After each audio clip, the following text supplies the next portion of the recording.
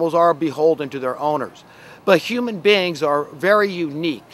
We are not just animals, we are God animals. We are at the top of our food chain, intellectually speaking, by far and away, as evidenced through all the technology we have out there. And so we have to understand that there's a reason why we have all this technology, this knowledge and innovation, inventions out there. It's because God gave us a brain, which is more technologically advanced than anything that we have created as human beings.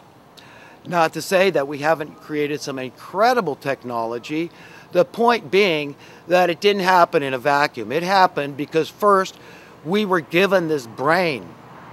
As human beings, we've got these brains, and they're very, very powerful brains, very powerful imaginations that these brains offer us, this invisible force, this thing that not even an atheist, so anybody can knock me for, talking about God all the time, but listen, every atheist out there has their boundaries. In other words, they have value the invisible nature of something in their being, in their essence. They get that. You couldn't buy them. You couldn't, say, look, will you go kill this person for $1 billion? I guarantee you can get away with it. So what's coming into play there? What's coming into play is their natural instinct, that intuitive nature that we all are born with that says, no, I can't do it. I know I can't see the conscience. I can't see my imaginations with the eyes of my body. I still know they're there, like my senses. I know I don't need to be able to see the air to know that it sustains my life. If I just try to hold my breath for a few minutes, I'll be fine. Now you saw the sun. It's getting kind of low there, but you see it's a, let me zoom in on it for a second. It's a very orange color, and what's going on here is a lot of fires are burning in the area. And so the sun is turning this color. I don't know how good my camera's picking this color up, but it's really a kind of a neon orange color. But this is from all the fires. So right now you can see the air you're breathing, and it's very unhealthy.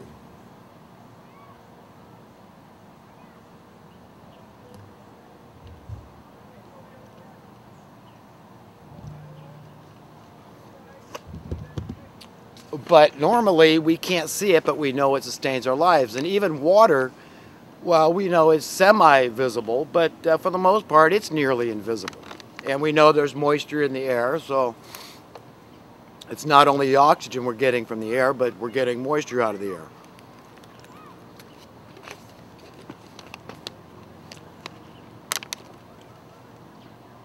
Now, the stuff I talk about, I guess it's hard to classify because I kind of jump around. I know there's philosophy and there's theology and there's economics. And probably the most important thing that I do is I try to educate people on economic issues and to try to, tap into the teachings of Jesus in order to do that. So if anybody says, well, he's a socialist because of what he's saying there, or he's a communist, or, he's a capitalist, it's really unfair. What I am is I'm an egalitarian. I am a Jesus economics guy. And so let's explore for a moment what Jesus talked about regarding economic matters. Let's start with the idea of this poor widow that when she was in church and they handed around the plate, she put in 2 very small copper coins which were worth a couple of pennies.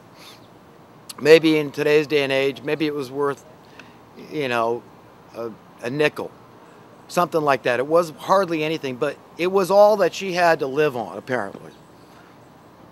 And what Jesus remarked about, he saw the rich putting in their money.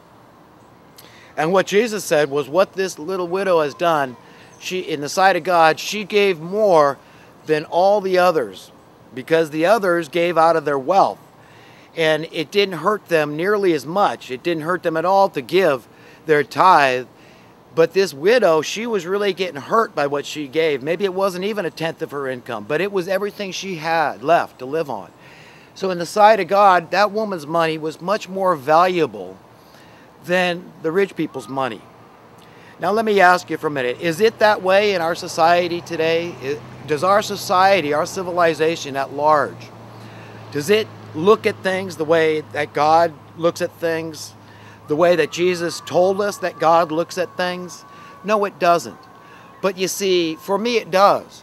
So for each one of us, it's our own decision. Because at some point, there's a jump off, folks.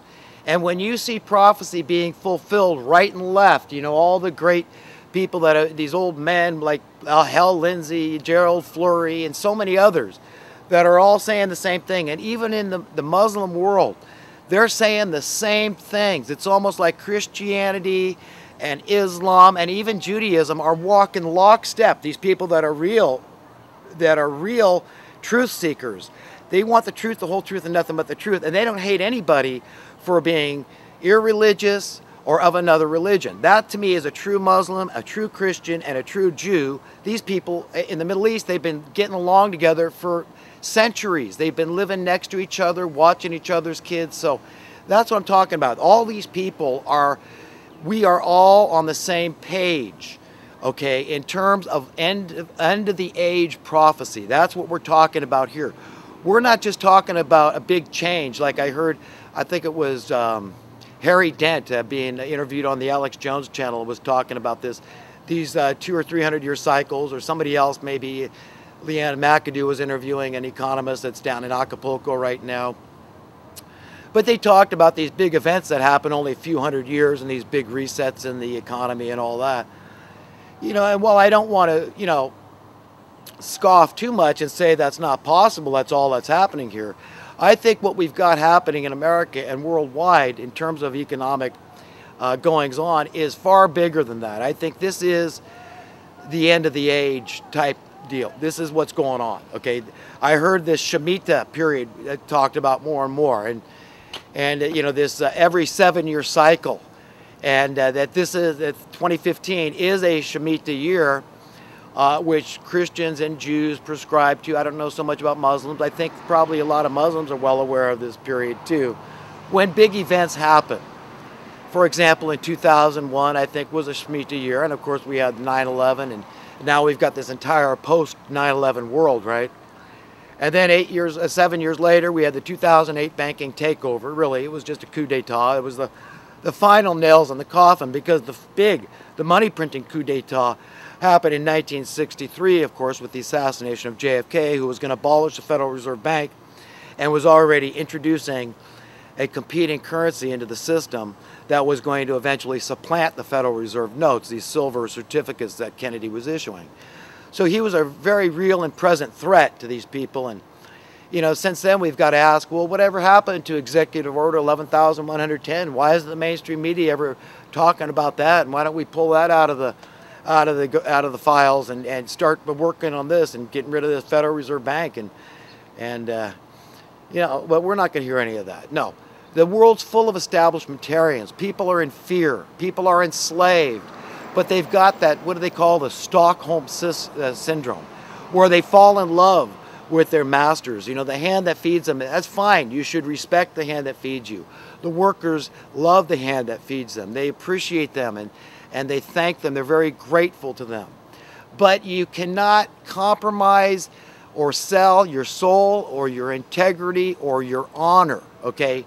You can't say, my fear trumps my problems with compromising my integrity. You can't do that, because you know what? You become a minion of the establishmentarians who are on their way to hell. This pseudo-reality that they have manufactured and engineered artificially for us to live under. This entrapment, this enslavement that we have, this being born beholden to the money masters from birth, being unique to human beings, when human beings are so wildly much smarter than every other creature, and yet we're the ones that are going to succumb to this nonsense. We're here for a little while, folks. I've done the math. If you live to be 100 years old, you won't even live 1 million hours. Hours, that's right. It's a very simple mathematical equation if you want to do it yourself and prove me right or wrong. 24 hours in a day times 365 days in a year, unless it's a leap year. So what are we talking about? We're talking about 8,760 hours that you live in a year, of which a third of that you're sleeping, right? Approximately. So in 10 years, that's 87,600. So in 100 years, that's 876,000, give or take a few hours for leap years. So you understand that our time here is brief, and it could be over for any one of us at any moment, right? That's just a matter of fact. I mean, a stray bullet could catch me right now, a meteorite, anything, a very number of things, health problems. I could suddenly get a heart attack or a stroke and fall to the ground dead. Maybe somebody put poison in my water. One never knows. The point is that we have the reality is that this is a very insecure reality. That's it. That's the reality. A very insecure existence. Our very human existence cannot be guaranteed for 1 minute from now, much less 10 years from now. So anybody out there that thinks I'm the guy that's, you know, talking nonsense, and really, you really should conform to this establishment, and if you gotta, you know, you gotta fudge a little on your integrity and your honor and your conscience and put them on the back burner a little bit, it's more important because you need that money. See, you're scared, and you're scared financially, you're insecure, you have financial insecurity. And your masters are the ones that feed you, that give you the money, right? So you can't, you know, upset the apple cart, right? And so you do nothing. You just go along and think that it's okay. But mark my words, you're going into hell.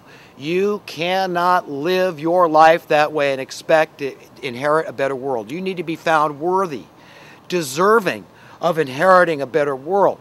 You've got to work against this system, against this establishment, and reveal to the world, to your friends, family, strangers, whoever you meet at any time, all of us, just the same way I do. Whenever I engage somebody in a conversation, these big issues always come up because they're very important. Because you could be dead tomorrow and not get another chance to do something to redeem your wicked soul, my wicked soul. I'm a sinner. Okay, folks, I'm no better than anybody else. I don't want to be better than anybody else. But I do want to be equal. And I believe in the sight of God, we are all equal. God is an egalitarian. I am an egalitarian, and I preach egalitarianism. I preach that we have equal worth, that whatever it is that you do to contribute to society, you don't have to explain it to me or anybody. You're worthy. If you're worthy to God, who's your owner, okay, this is the only one you need to be beholden to, your conscience. That's it. That's between you and him. So whatever you offer society, you do it. But other than that, everything should be free. You understand? You should be born free, just like every other creature. So that means the earth belongs to you. That's it. So while you're passing through, it's usership. There's no true ownership of anything. It's usership.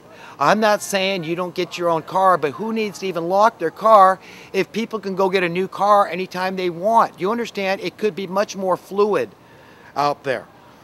You want a new car, you just go to this warehouse over here, and you go pick yourself up a new car. You want to, you know, use a sailboat? Well, there's a couple hundred of them sitting here at the dock. Nobody's using them. We want to take a flight on a jet plane? Here, there's dozens of them sitting down here at the airport. Do what you want. You want to take a cruise? Whatever it is you want to do at any time, that's up to you. You see what I mean? I mean, are you ready for that kind of a world? And if you're not, I suggest you get ready for that kind of a world where you say, look, can I trust myself, or is it really my problem? Do I need to be beholden? Have I been so badly inculcated into this system that I can't even envision how would I serve? Would I just become lazy and slothful and decadent? Or would I, you know, put my big boy pants on, my big girl pants on? Would I get out there and do something to contribute so that I showed my appreciation by giving back, by saying, look, somebody is in need. Let me do something for you. You see, you have an instinct. It's innate. It's the God instinct, the God gene, the conscience gene. You want to feel appreciated. You want to feel relevant. You want to give love. You want to receive love. It will work. It's idealism, but idealism is the greatest realism you could ever